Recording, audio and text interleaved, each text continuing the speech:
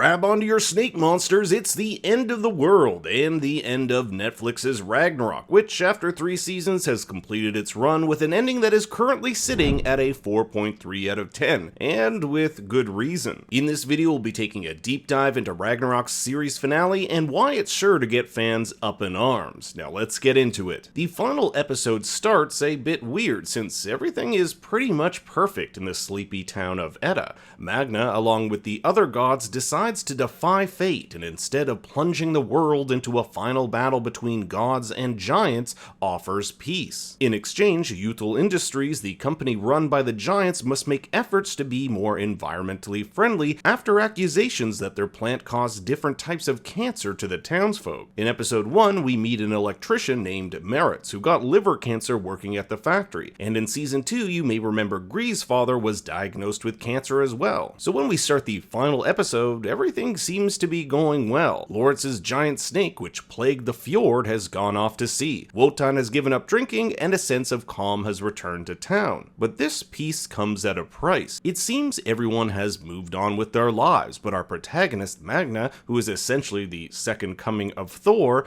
doesn't have anything to protect anymore. He's lost his girlfriend and is unsure what direction his life is taking. All his friends seem to have their lives together. Saxa has taken over as head of Youthful Industries, Loritz is moving out with his boyfriend, Fjord has found a new love interest, Ida's got her own reality TV career, and Harry is a gold medal Paralympian. So how are you going to have an epic finale where everything is seemingly perfect? This leads us to Ragnarok's controversial ending, which in my opinion was one of the biggest cop-outs I've seen in a show in a long time. At their graduation ceremony, Magna watches as he and his friends receive their diplomas. Conveniently, right outside, Harry teaches a group of disabled people all sorts of Olympic sports as part of giving back to the community. He even throws a ball at a woman with a broken neck.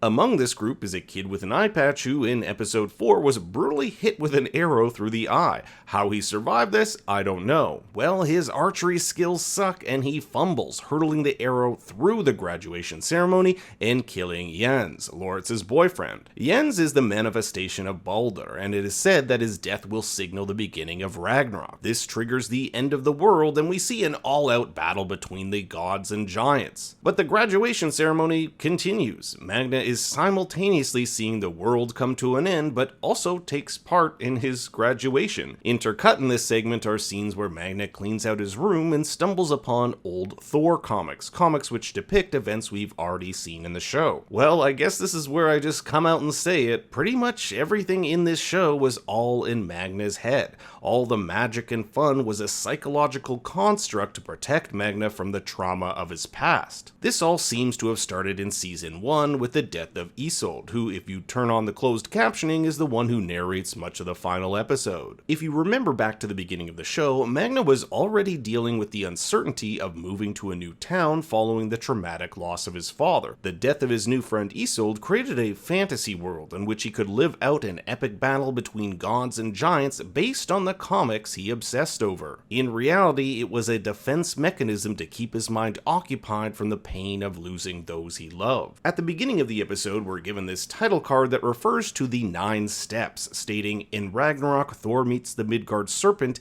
and gets bitten by its poisonous teeth. With its venom in his blood, Thor only has 9 steps left to step in this world." Near the end of the episode, Magna does indeed get bitten by this serpent, but his 9 steps are a metaphor for him letting go of the fantasy world and stepping into the real one. Signy, Magna's girlfriend, understands that he's been traumatized and detached from reality, yet still wants to give their relationship another chance. Magna takes those 9 steps, collapsing in front of her, signifying his leap from one world to another, and if that wasn't enough, we see him getting rid of those comics that influenced his fantasy. The final scene shows Magna meeting up with his friends as they are all alive and they enjoy drinks together. That is, of course, without Isolde, who did actually die way back in season 1. She tells Magna that she'll always be with him as the series comes to an end. This was a major letdown for me. To find out that basically everything was in his head seems like such a lazy way to end what was otherwise a pretty imaginative show. But this ending also leaves us with many unanswered questions.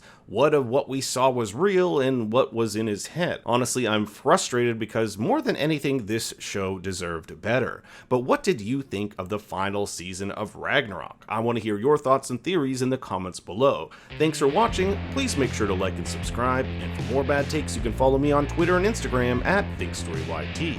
Until next time, remember...